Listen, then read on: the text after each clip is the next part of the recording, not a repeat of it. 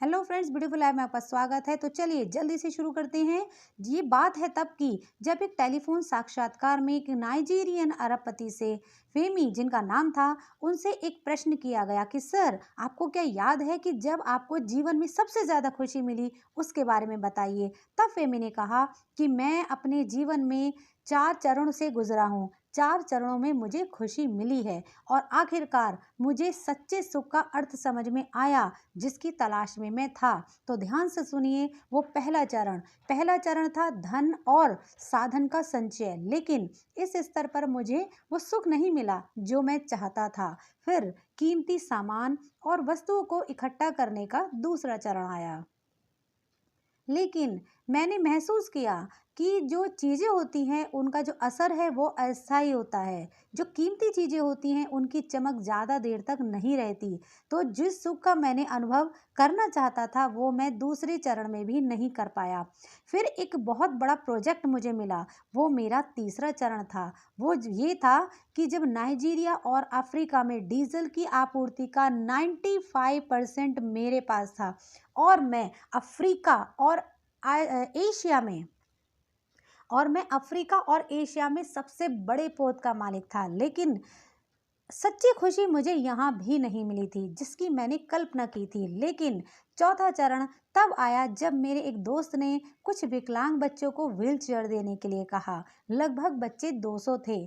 दोस्त के कहने पर मैंने तुरंत 200 व्हील चेयर खरीद ली और उनको देने के लिए बोला। लेकिन मेरा दोस्त जिद पर अड़ गया कि नहीं, ये व्हील चेयर तो तुम अपने ही हाथ से दोगे। तो मैं तैयार हो गया। जब मैं वहां पहुंचा तो मैंने अपने हाथों से बच्चों को व्हील चेयर दी।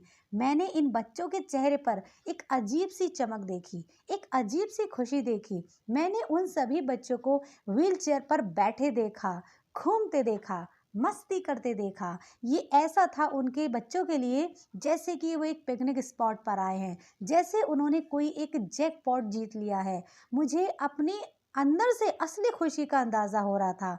जिस खुशी की मैं तलाश में था वो खुशी मुझे मिल चुकी थी। तभी जब मैंने वहां से जाने का निश्चय किया तो एक बच्चे ने मेरी टांग पकड़ ली। मैंने धीरे से अपने पैरों को छुड़ाने की कोशिश की, लेकिन बच्चा मेरे चेहरे की तरफ एक नजर से देखता रहा।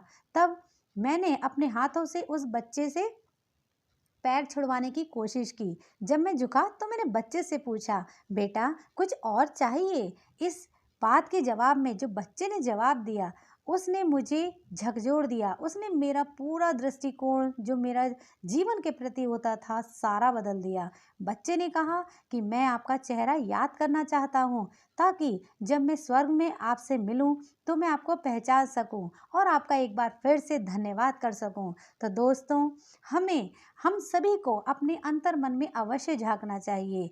ये मनन जरूर करना चाहिए कि इस जीवन और संसार और सांसारिक गतिविधियों को छोड़ने के बाद ऐसा कौन सा रहेगा जो हमारा चेहरा याद रखना चाहेगा, हमें किस लिए याद किया जाएगा। तो दोस्तों, आपको ये कहानी, ये लेख अगर आपको थोड़ा सा भी अच्छा लगता है तो इसे लाइक कीजिए, कमेंट कीजिए और शेयर कीजिए। अगर आप चैनल पर नए हैं तो इसे सब्सक्राइब भी कीजिए।